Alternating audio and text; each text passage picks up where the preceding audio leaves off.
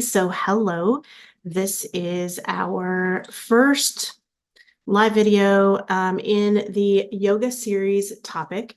And so first, I just wanted to go over my goal with these videos and the video topics that I want to do weekly in the group. And also just to let you know that, so I do not have visibility of the comments that are happening. So what I'm going to do is I'm going to go through the content that I have planned here, and then I will go back and I will check the comments, and that helps me to stay focused and keep from getting distracted. But also I do want to interact with you for the ladies that have shown up for this Facebook Live. So I have a few notes here that I have made for myself because over 50 memory. Can you relate? So first of all, if you have come here to join this live, if you are watching later, can you let me know if you're here now present? Can you just say hi? And let me know what interests you about this Facebook Live. And if you're here on the replay, can you just say replay? And then that lets me know maybe there's a better time. It just helps me to serve you better. All right, so my goal here is to provide information that is useful, obviously, that is empowering, that is actionable, and that is what I call shiftable, meaning that it could just bring about a shift or a transformation on the mental level. So that is my goal here. So first, I will just start with a little bit about me and my training and, who am I to teach yoga? So my first yoga class was decades ago in my 20s, and it wasn't in a yoga studio. It was just in the basement of some building that a friend had told me about. And I went and I was like, yeah, that's not for me. And then fast forward to a little over a decade ago, I ended up getting very, very sick.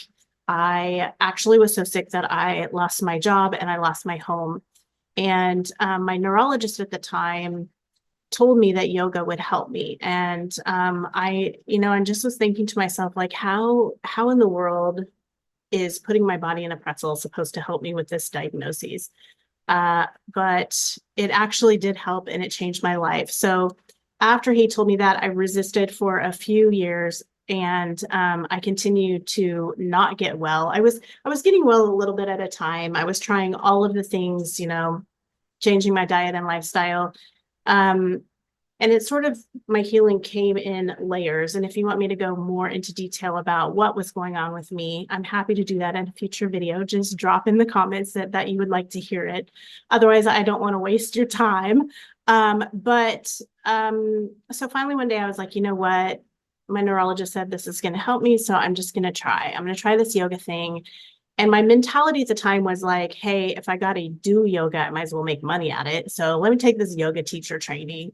And at the time, I didn't know that there were different types of yoga. I didn't know anything really about yoga other than that one experience I had had decades ago. And so I signed up for yoga teacher training, and that was the first time that I stepped foot in a yoga studio, was when I went to yoga teacher training. And that was, again, over a decade ago. This was at Shiva Yoga Studios here in Wichita with Adrian Tartler, who sadly has since passed. And then from there, I went on to India, and I went over and I lived in India for a year. I studied and practiced yoga over there. I actually trained in an ashram there as a meditation facilitator, and learning like all of these different types of yogas and yoga applications.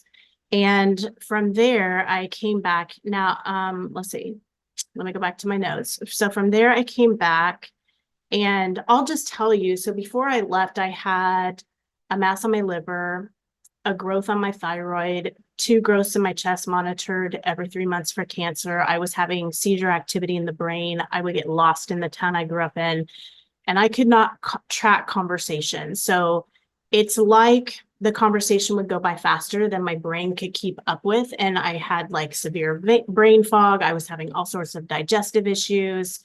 And there's a lot that played into how I ended up like that. But the doctors told me that I would be sick for the rest of my life. I was diagnosed with fibromyalgia, chronic fatigue syndrome, and also a very serious neurological condition. So I was kind of guided over to India. I lived there for a year. I practiced yoga. I had some, mystical experiences there. And in that guidance that I got to go to India, I was told that if I went to India, I would heal completely.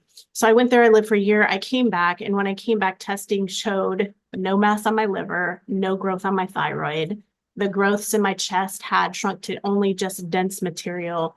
And the last time I saw my neurologist was in 2013 when he shook my hand and said, "It's been nice knowing you." So that is a huge testimony to yoga, but also there were several things that played into that healing. It wasn't just yoga. So it was a lot of dietary lifestyle changes, a lot of boundary setting, a lot of getting in touch with myself, and learning about myself. And so that's why I'm here teaching you and doing these Facebook Lives, and hopefully in the future and now bringing empowering information.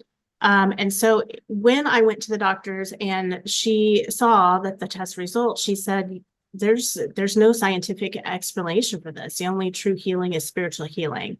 And so in that moment, I dedicated my life to spiritual healing and holistic healing. And that is truly why I'm here. So hopefully whatever I do in the future can bring value to the women in this group and maybe beyond. So the next yoga teacher training, I studied in an ashram in India, and then I ended up landing myself at Kripalu, which is in Massachusetts. It's a very well-known, well-respected health facility.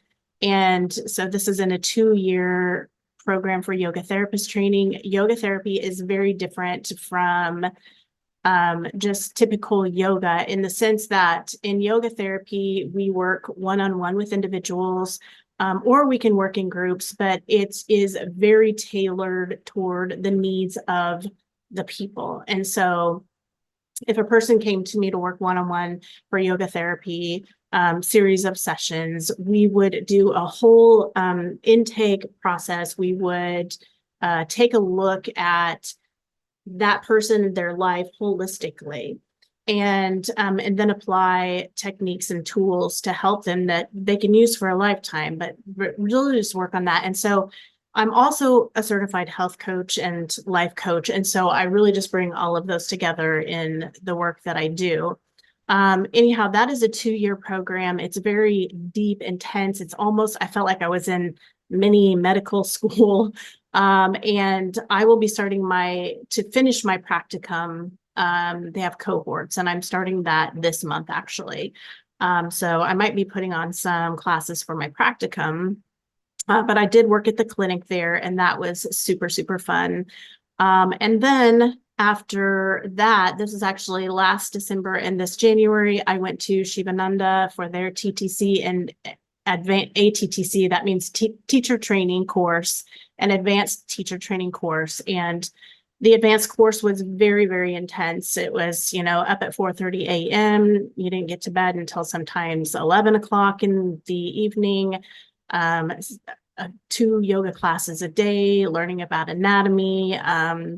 It was very, very intense, and also learning like different, the yoga philosophies and that type of thing. And so what we were told is for the advanced teacher training, only 6,000 people worldwide at the time of my graduation have graduated from that training.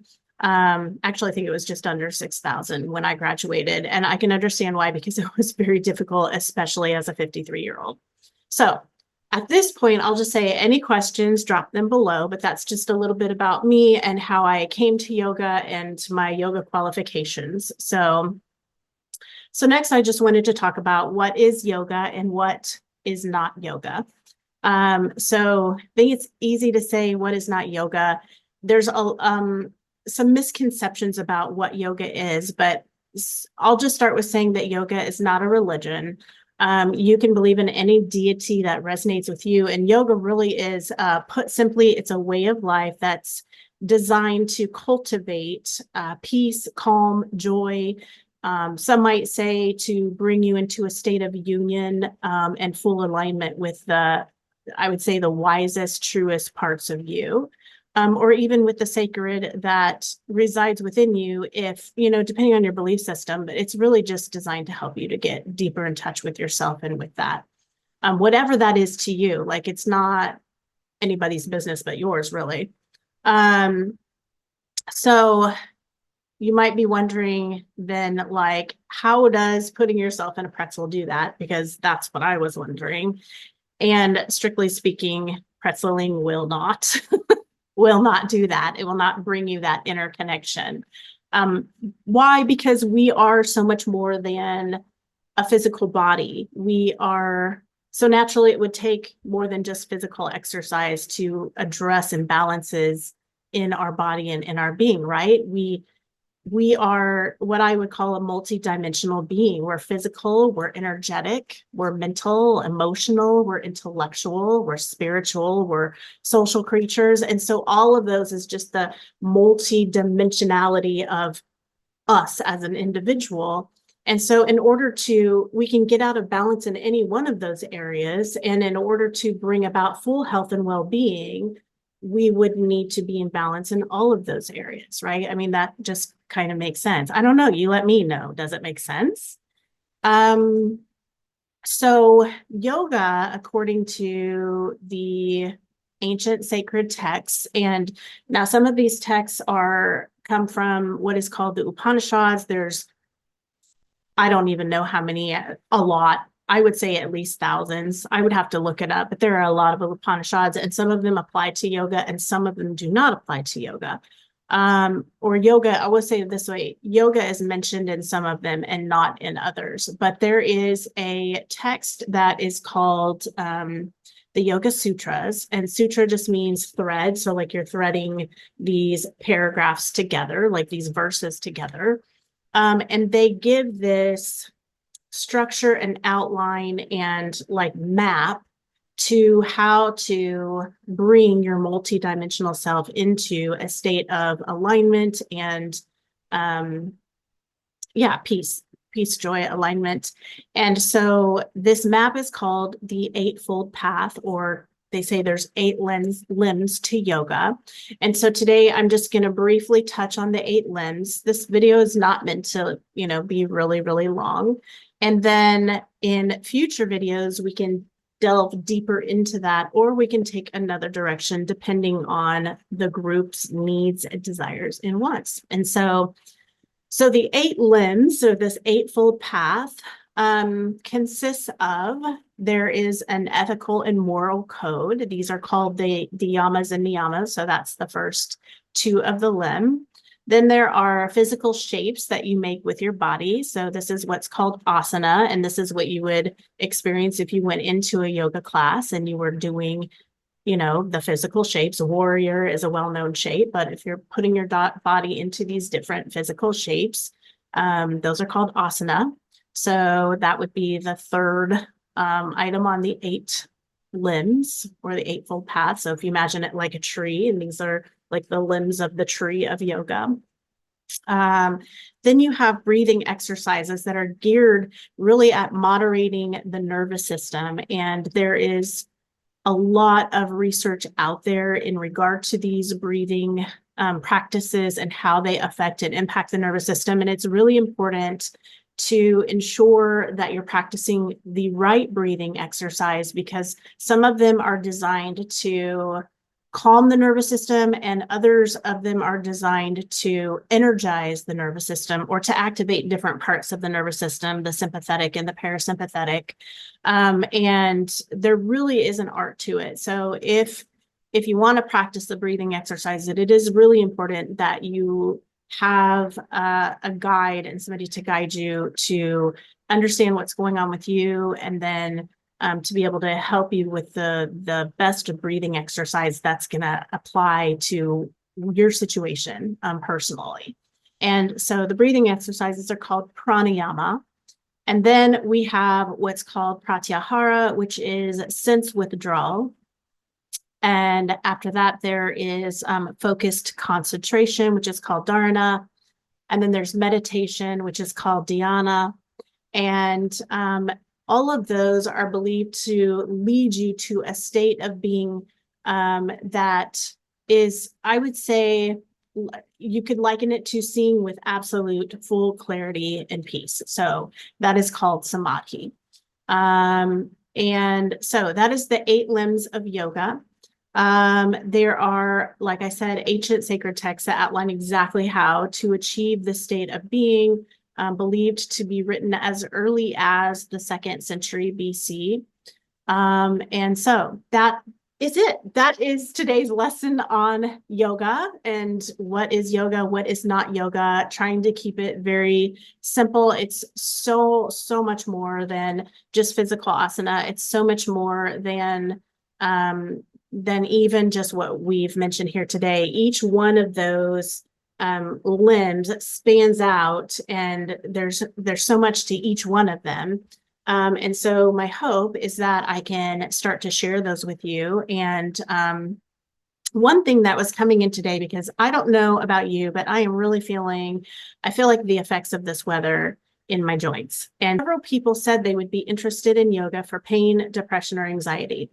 I don't want to push past any, medical boundaries or anything like that, but I do want to help you. And so today, as the cold weather is here, my joints have really been in pain. And I thought, oh, there is actually a series of practices that are good to help like lubricate the joints, to get the synovial fluid flowing in around the joints, to kind of loosen up your joints and get them lubricated for the day. And so if that is something you would be interested in, that could be one of these videos, these weekly videos. Go ahead and comment joints if this is something that is of interest to you. So that is it. So now that I've gotten through all of that, let me go and see if there are any comments. And my experience in the past is that it doesn't show me always all of the comments. So if I skip your comment, then please forgive me. I don't always have visibility. So I do see that there are a few people watching. So hi, thank you for showing up. Okay, Debbie, hi Debbie, and Diane and Lynn and Angeline.